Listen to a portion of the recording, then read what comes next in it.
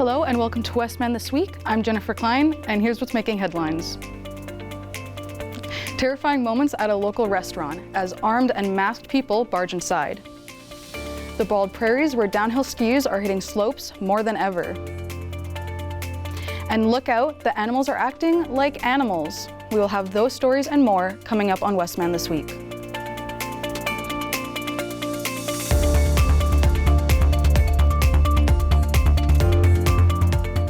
From Winnipeg to Brandon comes the police. A normal night turned into a nightmare this week, as staff at a local restaurant came up close with some scary fighters.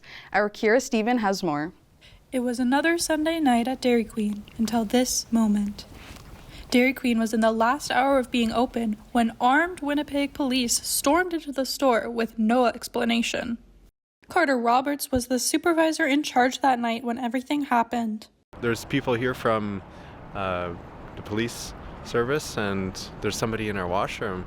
And I thought this, we've had a couple people lock themselves in our bathrooms before, but I turned around the corner and I looked and I saw that there's a policeman there with an assault rifle. Like, this was some serious things. The employees were left scared and concerned. 6 officers were in the store armed and with hidden faces. Annika Olsen is an employee at Dairy Queen who was simply doing her nightly cleaning when she turned to see the police were there. Being very scared of the situation and concerned because, those are my coworkers, my friends, my sisters and I, we all work there. So we were really worried for everything that was going on in the moment. Earlier that night, a man walked in asking to use the washroom. Police are seen here waiting outside the same bathroom door the man was in. They later brought out the man in handcuffs. Here they are arresting the man and bringing him to the dozen of cop cars outside. After reaching out to the Winnipeg police, there is no information for the public on this case as it is still under investigation. And it's not every day that we see a full SWAT team come into a Brandon restaurant. As for the employees at Dairy Queen, they hope this doesn't happen again anytime soon. Kira Stevens, Westman This Week, Brandon. Tariffs being imposed into Canada have hit the agriculture business. I took a look at how the businesses are being affected. With new tariffs being implemented, it's caused prices to rise and lower supplies, which means farmers are on the short end of the stick. After last year when China imposed 100% tariffs on canola oil, canola meal and peas, as well as 25% tariffs on certain pork, fish, and seafood products, farmers were already hit pretty heavy with having to rise prices and being unable to produce their regular products. Now, with the tariffs introduced by the states, it seems like things may just get worse. With our fertilizer business right now, the tariffs are probably affecting us most because of lack of product. I think a lot of companies are shipping to the U.S. instead of Canada right now, so our bins are pretty empty right now, as opposed to they would be normally quite full. Canada and the U.S. have one of the most important agriculture trade relationships globally, sparking significant concerns about the potential short-term and long-term impacts on both producers and consumers across the border. Anywhere from your crop inputs at a retail level and your equipment costs, everything's going up. And the closer we get to spring, everything seems to be increasing. It's not decreasing. So fear would be an understatement. The U.S. exports more to Canada than any other country, and approximately 70% of Canadian exports to the U.S. are used in the production of other goods. These tariffs will disrupt well-integrated supply chains, leading to higher prices for consumers and harming the competitiveness of North American agriculture. The tariffs on grain going to China have really affected canola pricing, pea pricing, a few other ones that have made it very difficult for farmers to pencil out making a profit this year at this time. Oats will be hit the hardest with lower U.S. demand, leading to price drops in Canada. Canola, durum, and wheat will also be impacted, though less severely. Canola crushers may cut production, and wheat markets can shift to other countries. Overall, these tariffs will add complexity to the already volatile market, leaving Canadian farmers to adapt to the new challenges in the upcoming years. I'm Jennifer Klein, Westman This Week, Brandon. With spring in session, floods are making their way back into headlines. Our very own Matthew Schroeder has more. Brandon is situated along the Assiniboine River, making it susceptible to flooding, especially during the spring melt and heavy rainfall. Over the years, significant floods have affected the city, causing damage to homes, infrastructure, and the local economy. The economic impact that flooding has can be devastating. Local businesses often face closures, leading to loss of income as well as jobs. The cost of repairs and recovery can strain municipal budgets, diverting funds from essential services like education and healthcare. Dawson Young, a local agriculture student who helps with the family's agribusiness, is here with more. Flooding has a drastic impact on agriculture. It causes soil erosion, it is bad for the environment, and it makes farmers lose profit. And if farmers can't make any profit, then there won't be any farmers and there won't be any food on your table. Brandon is surrounded by fertile farmland, and agriculture plays a significant role in the region's economy. However, flooding poses a serious threat to this vital sector, especially during the spring melts and periods of excessive rainfall. Flooding could lead to significant crop damage as well as loss. When fields are submerged, crops can drown, leading to reduced yields or complete loss of harvest. This not only affects the farmer's income, but also impacts food supply chains and the prices in the market. The financial strain on farmers due to flooding can be overwhelming. Many rely on crop insurance, but payouts may not cover the full extent of their losses. This can lead to increased debt and financial insecurity, affecting their livelihoods and the local economy. Cole Dobbin, a farmer who lives alongside Brandon, Manitoba, shares with his past experiences from the floods. Well, we farm right beside the Assiniboine River, so flooding's affected us because it has flooded our flats. Therefore, we haven't been able to put a crop there, and we've had to make claims with MASC. And when you make claims with MASC, that's nowhere close to what you're going to get for yield on a good year. According to the flood forecast, there is a low to moderate chance of a flood this coming spring, so let's hope that we don't get hit once again. The calm before the storm is a quote we hear well too often, but hopefully this year doesn't hold any more surprises. I'm Matthew Schroeder, Westman This Week. Back to you. As American tariffs continue to pile up, Canadians are doing what they can to fight back and strengthen the Canadian economy. Our Erica Brake has more. Now more than ever, Canadians are focusing on shopping local, and businesses all across the country are looking to make that as easy as possible for their customers. Nowhere is this more noticeable than in grocery stores. From special maple leaf tags to signage that boasts about a product's localness, business owners are giving customers what they want, an easy way to identify Canadian products. Customers really wanted to have Canadian product identified. And so the undertaking to make sure that we identify as many Canadian products as possible has been the task for the last few weeks. Buying Canadian helps support local farmers, businesses, and workers. It also helps boost our economy as economists warn of a possible recession. Grocery chains and their parent companies are already reporting that the Buy Canadian movement is having an effect on their sales. While not all Canadians are buying strictly Canadian, the movement has made everybody more aware of where their goods come from. I don't necessarily go out of my way to make sure I'm getting Canadian, but I'll certainly take a little bit of a closer look. Grocers say they want to give their customers the ability to continue choosing where their goods are from, and will be keeping American products on their shelves. We want to make sure that we're still offering customers the choices that they would like, and trying to provide them with the extras that they would also like, which is more Canadian where we can. While it's too early to say what the long-term effects of the Buy Canadian movement will be, it has certainly boosted Canadian pride and unity. Erica Brake, Westman This Week, Brandon. The Indigenous Cultural Center at Assiniboine is receiving some fresh attention, students say. The center can feel like a second home. Our reporter, Kiana Furlan, spoke to some of the staff there, including our peer mentor. It's very helpful. All the resources are there for Indigenous students. It's somewhere to relax, to get away from all the busyness sometimes, That was Dylan Meaches, and he is one of the Indigenous peer support workers at the Cultural Center. The students come to our Visiting Elders program. So we have a Visiting Elders program that's in the college in the Cultural Center. So if they have questions for elders, they can come ask questions from the elders. The Peer Mentor program. So that runs out of here too. So that we got Indigenous students helping Indigenous students. It's a great place for students to just come and hang out, do their homework. Like I think today we had like four students sitting around the table this morning, and one in the chair there relaxing, right? So it's a good space for Indigenous students just to come and take a break from all the mayhem that's going on. That is Cesar Roulette. He also works in the Cultural Center.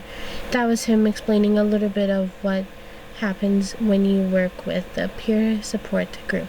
We have an elders program. We have a peer mentorship program, Indigenous peer mentorship program. We have knowledge keepers coming in. We, like I said, we're ribbon, skirts, and beading. We have movie nights. We have at the North Hill, we have North Hill Pool and Pizza Night. Oh, we have a lot of things going on throughout the year for students and staff, actually. So, yeah. That is what Crystal, Dylan, and Cecil had to say about the Cultural Center and the peer support group. If you are an Indigenous student of Assiniboine and looking for peer support or resources, head on down to the Cultural Center. Once again, Assiniboine Ski Resort had a historic year. Our Stephen Whitehead was there to identify the reason for their success. Downhill skiing is hardly the first thing to come to mind when living in the prairies. However, regardless of this, Assiniboine Ski Resort has been thriving here for decades. Being the only ski resort in the prairies that competes at a national level, how have they achieved this success? I think part of it being in the prairies is the big draw, because people don't have to go as far to go skiing or snowboarding as they would to go like in BC and Alberta and those sorts of places. It's a lot less driving. Perhaps that's why for the last 3 seasons, Assiniboine has been breaking records for season pass sales, with this season being among their best ever. So let's see why the people who keep the show running think they've been able to achieve such success.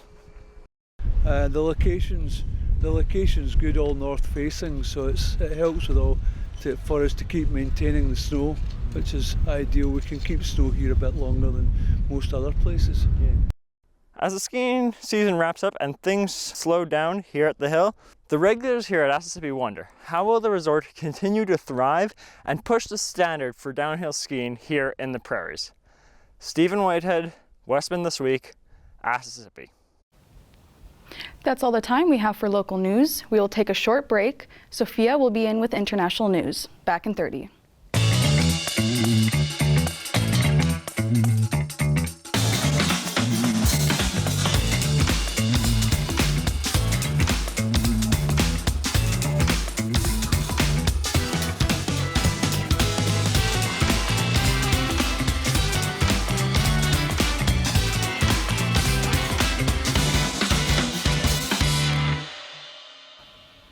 For Westman This Week, I'm Sofia Frolova.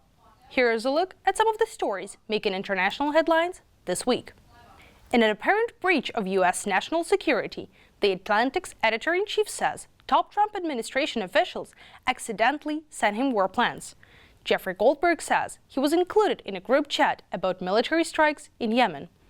He learned about the strikes just a couple of hours before they were carried out on March 15th.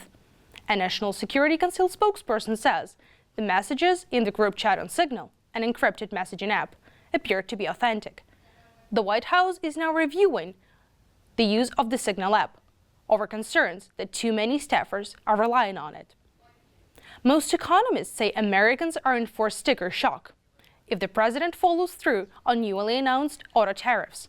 A proclamation he signed Wednesday says they include 25% duties on imported assembled vehicles starting April 3rd. It says tariffs on parts will begin no later than May 3rd. Analysts say the plan could make it cost prohibitive to sell certain cheap imports in the U.S. They also predict price hikes on American-made cars due to the tariffs on parts. Anderson Economic Group says the cost to produce a vehicle in the U.S. potentially could rise by up to $12,000. South Korea grounded firefighting helicopters following a fatal crash on Wednesday as authorities struggle to contain unprecedented wildfires that have ravaged the country's southeast, destroying a 1,300-year-old Buddhist temple. At least 19 people have been killed and 19 others injured as wildfires, fueled by dry air and strong winds, rage in the country's southern regions, threatening several historic sites, according to a situation report released by the Interior Safety Ministry. More than 10,000 firefighters, police, and civil servants have been deployed to multiple areas in the country since dozens of blazes broke out over the weekend. As of Wednesday, the fires had burned more than 18,000 hectares of land. Former Brazilian President Jair Bolsonaro will stand trial for his part in an alleged coup. Brazil's Supreme Court ruled that Bolsonaro will face charges related to an attempt to overthrow the 2022 election results. And the plot culminated in the riots of January 8, 2023, when Bolsonaro supporters stormed the palaces of government in an attempt to overturn the results of the 2022 presidential election. The former president has denied any involvement with those riots multiple times, but a new high-profile controversial trial could escalate the tension between his supporters and the Brazilian judiciary system. Bolsonaro's brand of populism has been compared to the one of US President Donald Trump. And finally, the rescuers saved dozens of baby squirrels recently, 31 of them to be exact. It happened in Amarillo after a windstorm knocked nests out of the trees. A wildlife rehabilitation center is caring for the squirrels until they're old enough to be set free. Nature experts say that if you don't like squirrels, they're a vital part of the ecosystem. That's because they bury nuts. As the squirrels forget where they bury some of them, those seeds then grow into trees. And that's all the time we have for the international headlines. After the break, Kira Stevens will be in with the Weekender.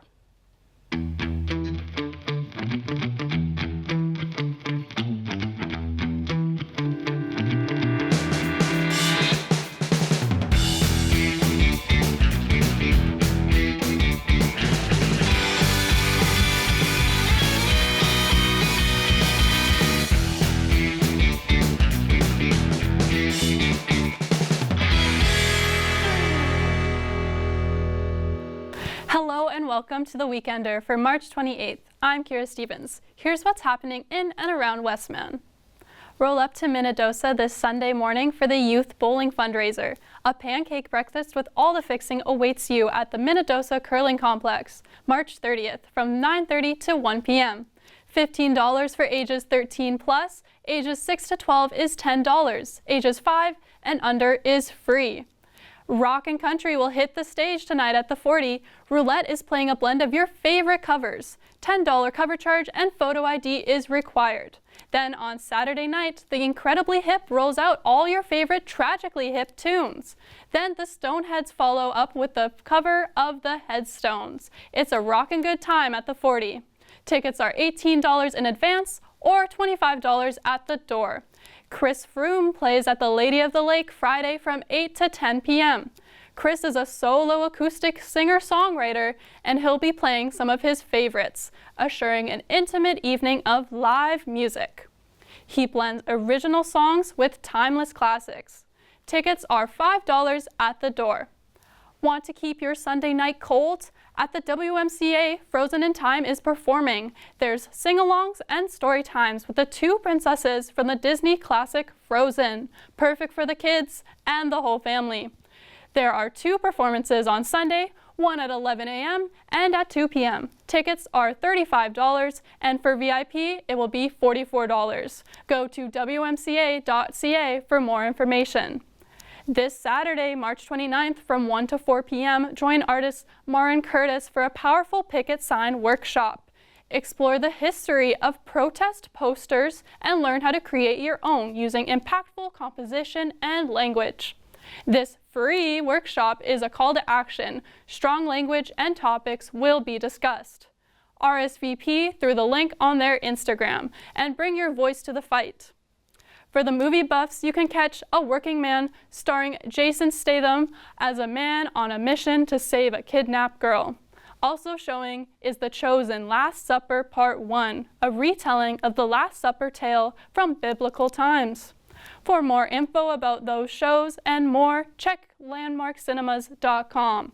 And at the Evans Theater, Universal Language is showing, described as a serial comedy of disorientation that blends together the three seemingly unconnected stories, all based in Winnipeg.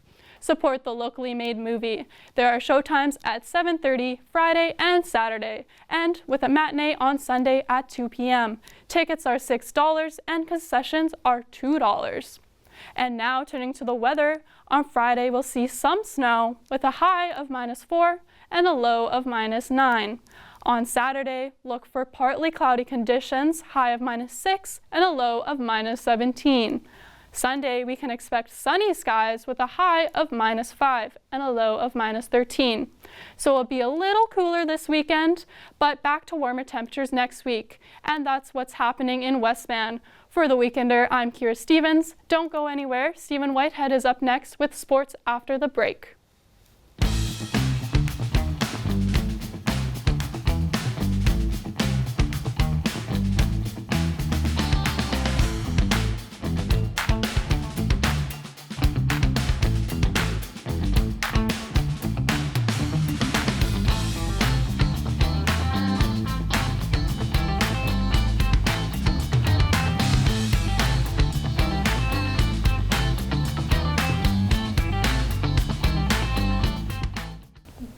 Time to take a look at sports, and joining me now is Stephen Whitehead. Stephen, it's playoff time. That's right.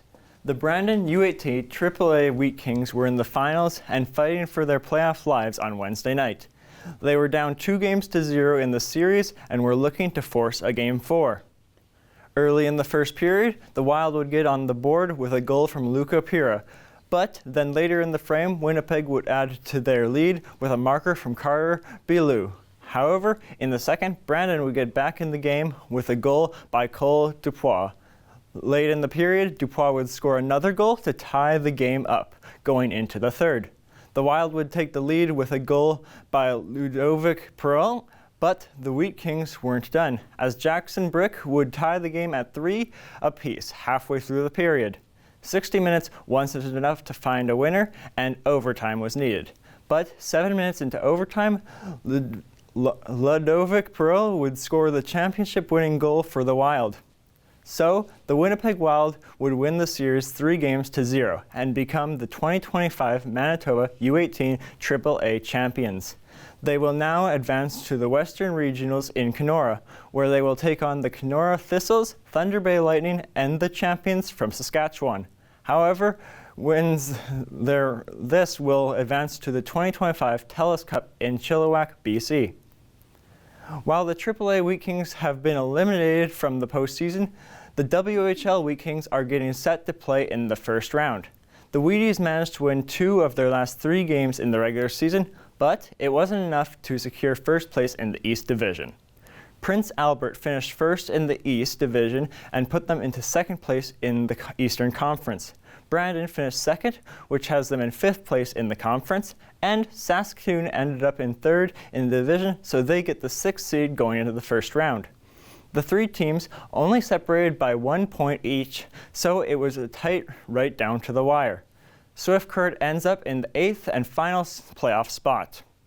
So, round 1 has Brandon facing Lethbridge on the road for games 1 and 2 on Friday and Saturday.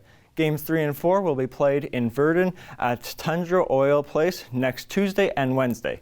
The Wheaties are out of the Keystone Center for those matchups, as the Winter Fair takes place next week as well. Brandon and Lethbridge have faced each other 4 times this season, with the Hurricanes dominating the season series with a 3-1 record over the Wheat Kings. They have outscored Brandon 14-8. The Wheat Kings have a slight goaltending advantage, with Carson Bjarnson holding a .913 save percentage over Lethbridge's Harrison Menahan, who has a .900 save percentage. The Archery Shooters Association put on hundreds of 3D archery tournaments each year throughout North America. Brandon was host to the first ever Canadian Indoor ASA 3D Championships. Our Stu Smalley was there. Archers of all ages gathered at Brandon's Keystone Center searching for a Canadian national title. My main goal is to make it to the Olympics. The event is fashioned like a golf course. A number of lifelike 3-dimensional foam targets make up the course. Competitors stand in designated lanes and must judge the distance to their target. The goal? Achieve the highest score by hitting rings on the 3D targets. Each competitor challenges 3 courses. All scores are then added up for a final tally. People really think that archery isn't a sport, but if you were to shoot and understand how long it takes you to get to a good point with like the pros and stuff, it's very much a sport. My favorite part is meeting new people and having the fun experience of seeing what you get, and it's kind of like all fun and games. Archery Manitoba hosted the event. So this event helps Archery Canada reach a whole new audience by bringing it to a different province each year. So this year we're in Manitoba. We have archers coming all the way from Nova Scotia, from BC, and everywhere in between, all to Brandon here to celebrate archery. This initiative is part of an ongoing effort by Archery Canada to grow the sport. It's our first ASA national event that we've had in Canada. So, we're really proud of that, and we're really proud that this event is in Brandon. We're really focusing back to the grassroots and to the development of our younger archers and our youth archers. Archery Canada says it is proud that many of its members go on to represent their country in world championships and even the Olympics, where Canada has yet to bring home a medal since its first competition in 1972. Archery Manitoba will be holding several 3D competitions throughout the province starting in May this year. If you'd like to become involved or would like more information, please visit the Archery Manitoba website. For Westman This Week, I'm Stu Smoley in Brandon. That's it for sports. But before we go, a quick shout out to the Assiniboine College Cougars women's hockey team. The players come home from the International ACHA competition with a strong second place finish. Jen, it was a great effort. The team made everybody back here proud. Back to you. They really did do great. Thanks, Stephen. Before we go, the world seems crazy these days. Now even the animals are going wild. Take a look at this. Bevy of animals running amok, hopping, clopping, flopping, bopping all around, causing all sorts of chaos. In Houston, a high-stakes interstate rodeo, a rare sight when reportedly an unlocked trailer set loose more than 30 steer. We live in Texas, so, it's nothing new. Authorities chased the cattle through traffic, causing drivers to think, this some bull. 4 hours later, all the steer caught and steered back into their trailer. In Chicago, drivers rushed to the rescue of a dog dashing down the expressway. This poor pup caught in a precarious position. Thankfully, strangers stopped traffic to corral the canine. The woman who wrangled the animal into her car is watching after it until the owner can be found. In Wisconsin, 2 river otters shuffled away from the zoo during a recent snowstorm. Surveillance video from the zoo captures the escapees quickly zipping across the frosty terrain, later spotted sliding across the snow. Officials say river otters are native to the area and should be fine to survive in the wild until caught. And in South Carolina, JJ the kangaroo had some help escaping his home. A goat named Blue bumped open a gate, letting his bouncing buddy loose. You're my boy, Blue! The Horry County Police Department tracked down JJ and helped return the male red kangaroo back to his animal farm. And if that's too much excitement, take a moment to settle down with this emotional support skunk. Yes, you heard me correctly. Mr. Sushi is a domesticated odorless animal. Think Pepe Les Pew. Mr. Sushi has been traveling around eastern Iowa offering comfort and cheer for those willing to get close. I just want to bring him to people to just share him and like I keep saying, just that happiness that he brings. For Take a Look at This, I'm Patrick Cornell. And that's all the time we have for this March 28th edition of Westman This Week. For all of us here, I'm Jennifer Klein. Thanks for watching, and we'll see you next time.